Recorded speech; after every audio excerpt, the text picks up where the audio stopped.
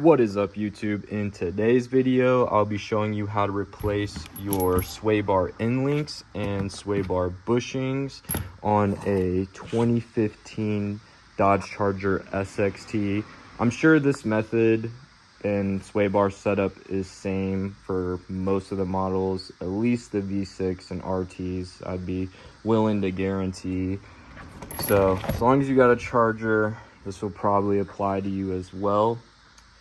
One way you can tell if your end links are worn down and needing replaced is when you're driving and the weight of your vehicle shifts to one side, like say you're turning or going over bumps, you hear a clunking noise. The best way I could describe it is imagine having a giant metal spring and then you spring it and it's like going back and forth hitting something like and if you want to order the same sway bar end links as me, here is the part number, and for both sides the only difference is the end number, either 2 or 3. And okay, so this one says the right front side, and they're referring to if you were inside of the car. So basically this is the right side, even though I feel like I was thinking of it as the left side because if I'm facing it while working on it, it's kind of on the left. But either way, just so you know, if you order these, the 2 is for the passenger side and the 3 is for the driver side. And here are the part numbers once again. And then these bushings, I don't have the part number. I'll put it in the description for you guys, but I got both of these off Rock Auto, and I just went with the MOPAR ones for these. I would have gotten probably the MOPAR ones for these too, but they were taxing on them. So, and honestly, these ones looked a little bit better just from the picture. So I was like, yeah, I'll just go with these. They're cheaper. But I did go with the MOPAR ones for the actual sway bar bushing. So I'll leave the part numbers for these in the description for you guys. But let's get into it. We're going to remove this wheel and jack up the car. All right, we got the car jacked up. Now we're just going to fully take off the lug nuts. I used a breaker bar to loosen them. Now we have our wheel removed. We have access to our sway bar link, which is this doodad right here. And it is attached with a bolt here and one down here. Oh, I'm kind of blocking with my hand right there. So let's get into removing that. And to remove the sway bar end link, you'll need a 21mm socket, and I'm using a impact socket, and I'll be using an impact to do most of the removing and reinstalling, because I just found with this it's difficult angles. So if you have an impact, I would definitely recommend using it, because I found it very difficult to just hand tighten it down and to break it loose. So impact coming in for the wind. And you're also going to need a 18mm wrench. So basically you have a nut on the back and then your nut on the front, and then you're gonna put your socket on the back end to loosen it while holding firmly on your wrench in place while you're backing off the nut. And you're gonna do that for this top bolt right there and this bottom one down here. So you'll be putting the wrench here and then your socket there. And one more thing before we start, I would start with the top bolt and then work your way to loosening the bottom, because when I did the other side, it seemed like to me I started off with the bottom one, but it felt like it had more tension on it, so it was harder to back off that nut. So I switched to the top, loosened that, and then made my way to the bottom, which helped loosen the sway bar overall, which made it easier to remove that bottom nut. All right, we got that the top nut removed, and there is a washer, which, yeah, so slightly confused for a second because these washers are actually should be placed on the other side, the back end. And I feel like one easy indicator of that is, okay, look at this bottom, the bottom part of the sway bar, right? You see this circle impression? That's from a washer being on there previously. So this one was not installed correctly. So this time around we will be installing it correctly, and I doubt the washer placement necessarily had to do with its premature failure, but potentially, you know, that is something of notable value. Also, something I wanted to mention is you might not have these same sway bar end links as me. Like previously I mentioned, I got these off Detroit Axle. So, and if I remember correctly, I'm pretty sure the OEM ones, instead of you holding this piece with a wrench, you would have to hold the front piece, and then it's like a 10 millimeter, and it's like, you could tell because it would be like kind of squared off, like you could fit a wrench on it, and then you just hold the front while using another wrench to take off that bolt right there. So you might have sway bar end links that are like that instead of the ones I have on here, but if you do, that's how you will remove them instead of this way. All right, we got that bottom washer and nut removed. Now we're gonna work on jiggling this out of place. There's a lot of tension on it, like how this is. I just used a rubber mallet and just kind of hit the end of the thread there, and then it popped out the top section. So now to just remove it completely.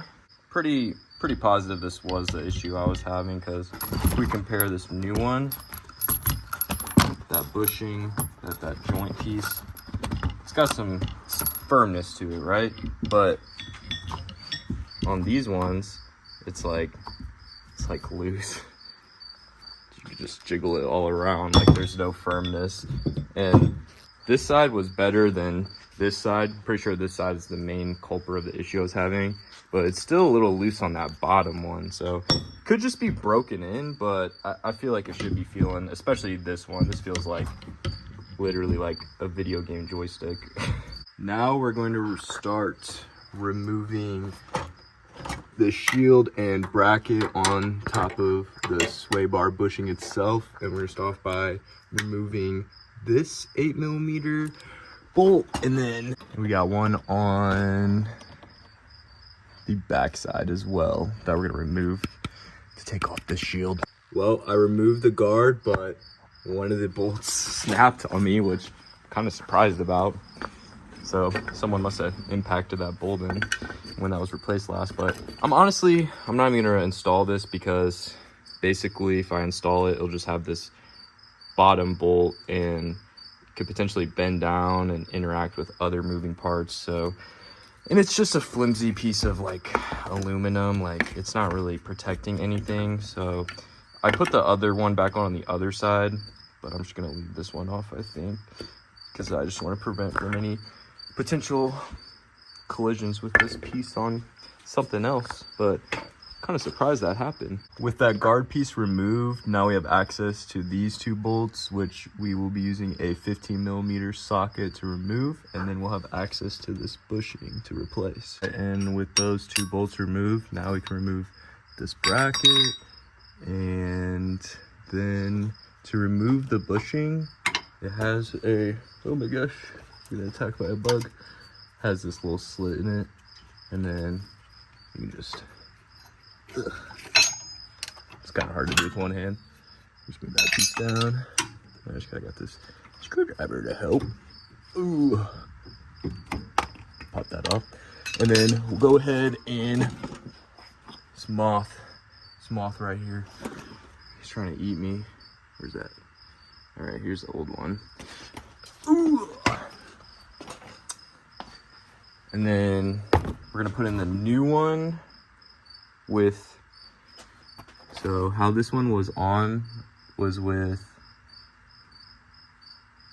these numbers and the MOPAR symbol facing out away from the car.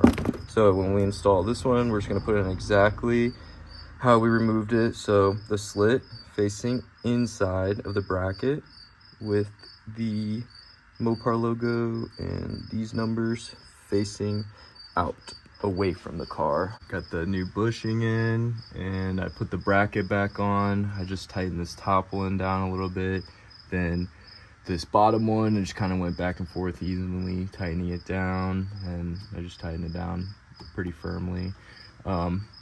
I impacted it, and then I finished it off with the big boy. So we got the new sway bar end link in place. I don't have it fully tightened down yet, but just wanted to explain to you guys real quick how to get it in, because it can be a little tricky. So I start off by putting in this top one, screwing on the nut as much as I can, but I just hand tightening it.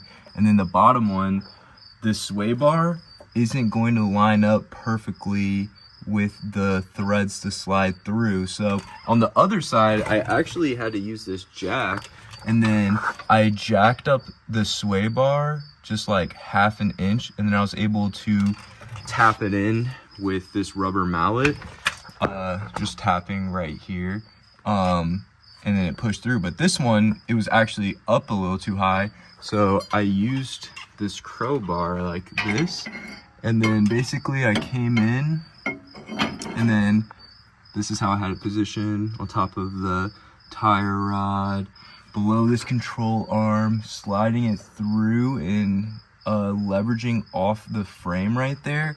And I basically pushed down, and it pushed the sway bar down a little bit, and then I was able with my other hand to tap it right here to get it to push through all the way. But I wanted to try to get the threads through all the way and not just tighten it down with it at a weird angle, because you could tighten it and it will bring it in, and it could shave off the threads as it's going through that hole. So those are some techniques you can use to get it positioned correctly, but I'm just gonna fully tighten down these bolts, and I do have the washers on the back side, how it should be properly aligned.